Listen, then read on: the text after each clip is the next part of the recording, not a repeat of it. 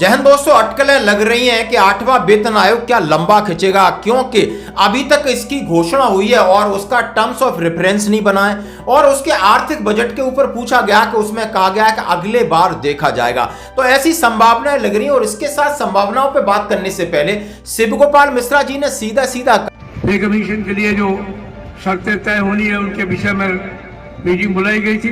12 लाख हुआ है zero tax, ये दिल्ली के चुनाव की वजह से होते हैं। भगवान हर साल चुनाव हो और इसी बरसात हो हम मिडिल क्लास के लिए।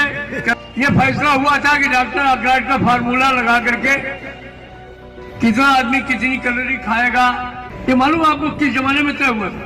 या जिस पर आप प्राइस इंडेक्स की गणना करते हैं सीपीआई की, चिकन नहीं है डॉक्टर अग्राट फार्मूला। क्यों? इसलिए तब ये था ही नहीं। कहा है कि शर्म आनी चाहिए। आप 1957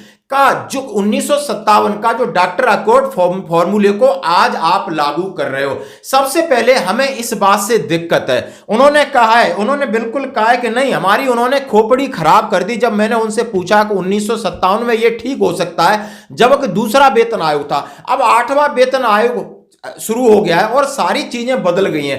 पहले उन्होंने कहा किन किन चीजों की रिक्वायरमेंट है और किस किस चीज के, यानी उन्होंने खाने पीने की चीजें हों, रहन सहन का तरीका बदल गया है, लाइफ स्टैंडर्ड बदल गया है, गाड़ी घोड़ा बदल गया है, डीजल पेट्रोल बदल गया है, डाटा बदल गया है, मोबाइल आ गया है, कंप्यूटर आ गया है। ये सारी चीजें उसमें शामिल नहीं। ये कपड़े के नाम पे बोल रहे हैं 5 मीटर थान। अब 5 मीटर थान का कपड़ा कौन पहन रहा है? सब ब्रांडेड पहनते हैं। उन्होंने कहा जूता प्लास्टिक का, आज ब्रांडेड जूते पहनते हो। यदि आपकी पेंशन कम है तो उन्होंने कहा जो सीपीआई इंडेक्स का बेस आधार चेंज करो। और उन्होंने कहा, हमने इस पर जबरदस्त उनसे बहस की। उन्होंने कहा ये सरकार है ना, चुनाव और दबाव मानती है या एजिटेशन मानती है। ये जैसा कि दिल्ली का चुनाव था, 12 लाख टैक्स की छूट कर दी है, मेहरबानी नहीं की। ये सिर्फ चुनाव के पैंतरे होते हैं, ये इनकी टेक्निक होती है। और हमने भी कहा है भगवान करे हर साल चुनाव, हर साल दबाव, कम से कम मिडिल क्लास के लोगों को राहत मिले। और ये अपने रेलवे कर्मचारी यूनियन को संबोधित कर रहे थे 8वें वेतन आयोग को लेकर। उन्होंने बड़ी बड़ी बातें कही कि जैसा उन्होंने कहा हमारे साथ जो डिस्कशन हुआ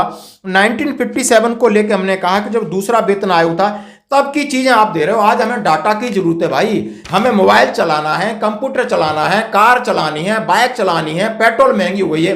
अब 1957 की चीजें आप शामिल करते हो।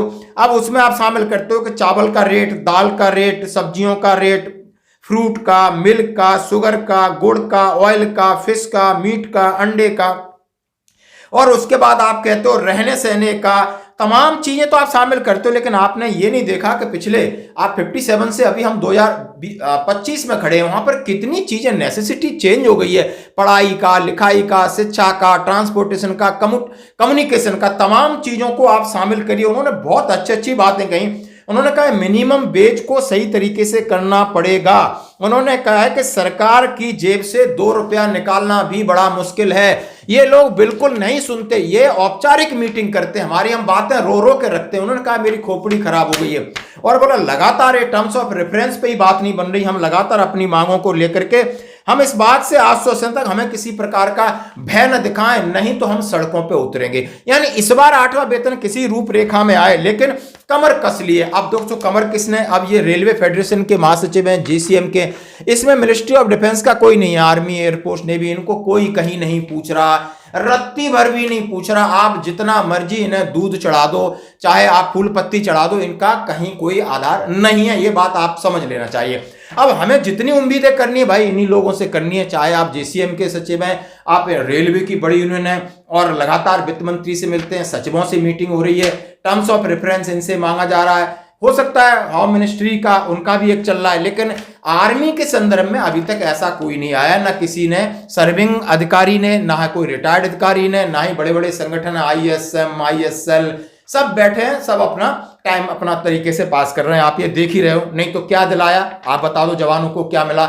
एमएसपी का आपने हाल देख लिया, वन पेंशन का हाल देखिए, अभी 8वें वेतन आयोग का हाल देख लीजिए। और ये फिटमेंट फैक्टर में भी कहीं ना कहीं गड़बड़ी, छेड़खानी ना हो, इसलिए लगातार इस बात की चर्चा करनी जरूरी है दोस्तों।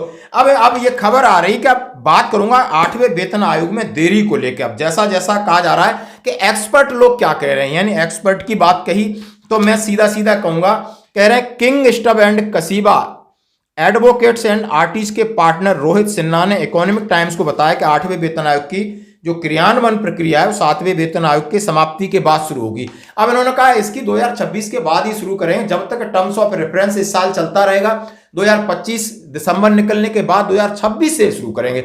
अब 2026 के बाद 2027 में यानी चुनाव में उत्तर प्रदेश का वहां तक ये खींचातानी करेंगे, गोलमोल करते रहेंगे। ये बात उन्होंने सच बता दी, जैसे कि एक्सपर्ट है। दूसरे एक और एक्सपर्ट बता रहे हैं, उन्होंने कहा है, एक और एक्सपर्ट है, उन्होंने कहा है गांधी लॉ एसोसिएट के पार्टनर राहिल पटेल कहते हैं पिछले रुझानों को देखते हुए वेतन आयोग को अपनी सिफारिश देने के लिए कम से कम 1 साल लगेगा।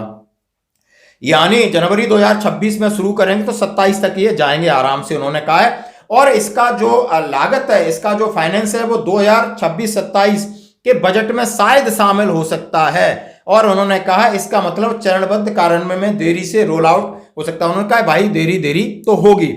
अब जैसा इन्होंने इन सब चीजों पर कहा है, और इधर और एक पंगा डाला है कि यदि सरकार नहीं मान रही, सरकार खींचना चाहती, लंबा ले जाना चाहती है, तो सीधी बात है आप 50% डीए को मर्ज कर दीजिए और उसके बाद जो बचा हुआ डीए है 3%, 6%, 9% बढ़ा रहा है, उसके हिसाब से केंद्रीय कर्मचारी और पेंशनर्स को उसका लाभ दीजिए।